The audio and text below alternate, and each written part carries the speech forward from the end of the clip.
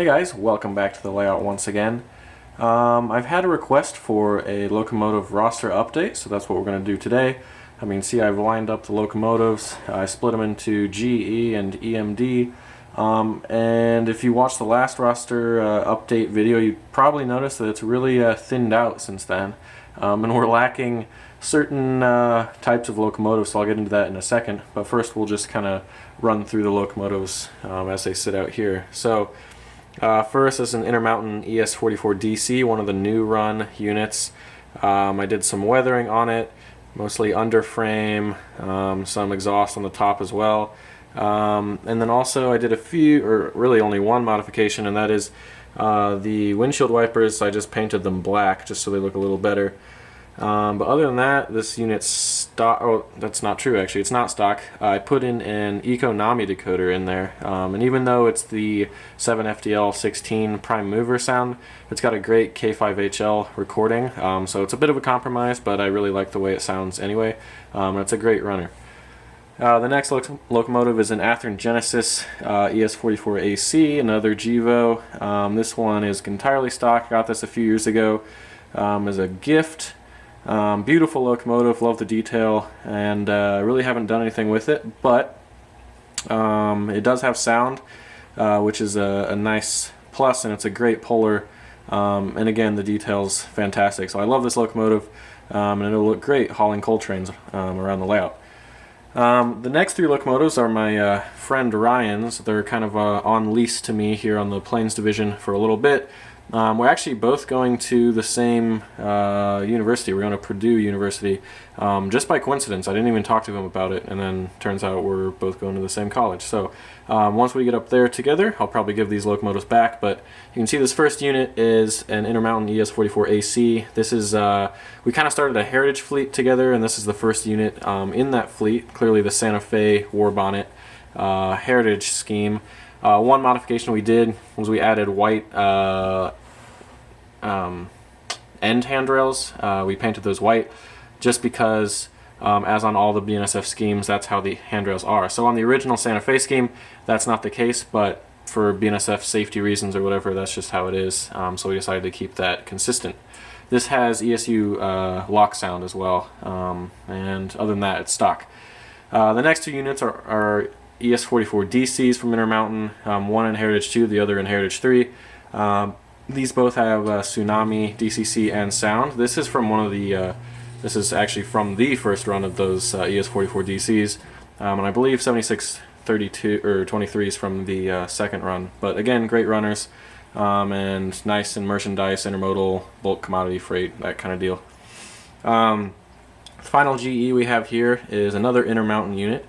You can kind of see a theme. We have a lot of Intermountain Gevos. And this is a Norfolk Southern ES40DC, which, since this model's production has been, the prototype has been re-rated to 4,400 horsepower, so it's technically an ES44DC. But nonetheless, great details. Also has Tsunami, DCC, and sound. I did a few modifications on this. I changed the windshield wipers to point inward, painted those black just like I did on the first BNSF Gevo. Also painted the black rim around the number boards because that wasn't stock on the first run of these. Now it is from the factory, but that was not on there initially.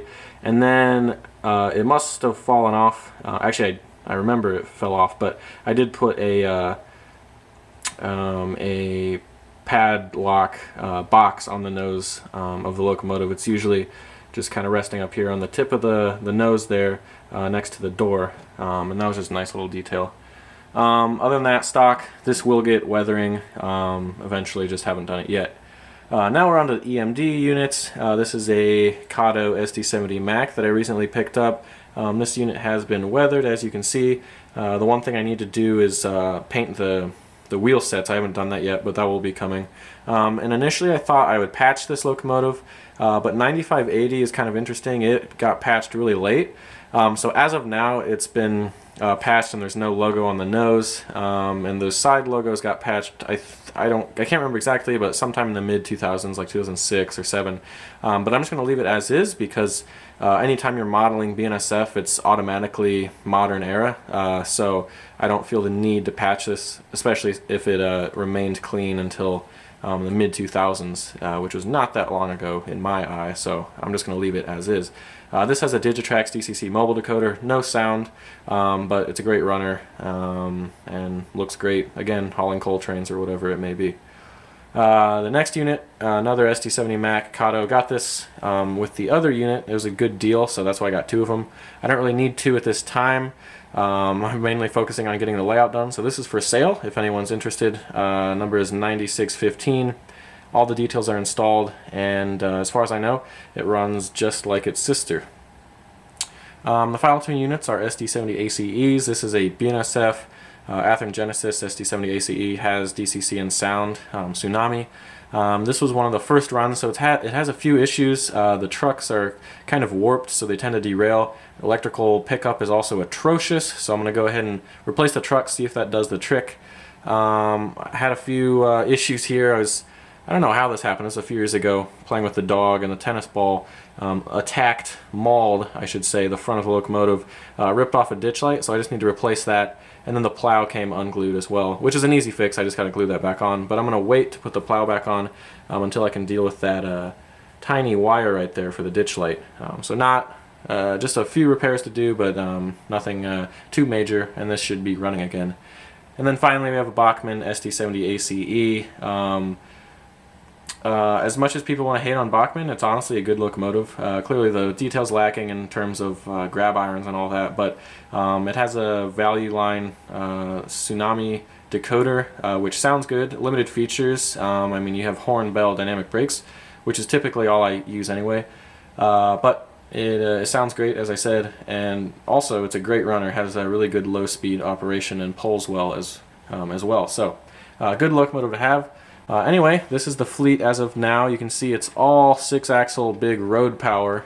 So we're missing some second-gen stuff, especially 4-axle units. So that's probably what we're going to be focusing on next.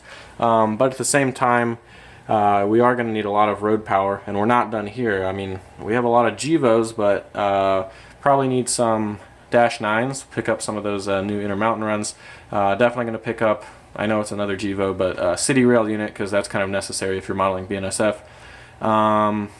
And we'll go from there. We'll see what we'll do. But also want to pick up one of Kato's new SD40-2s in the standard BN scheme, because that has ditch lights already installed, which is nice. So anyway, just a few thoughts as we head into the future. The reason the fleet's kind of slimmed down is because I've been working on the layout a lot, and in order to build the layout you need money, so that I've sold a few of my locomotives to kind of fund construction. But once we get the main line in and everything starts to settle down, I'll probably divert some of those funds towards rolling stock once again. But anyway, just thought I'd update you guys. Sorry that was so long, but have a good idea now of where the fleet stands. So thanks for watching as always, and be sure to stay tuned.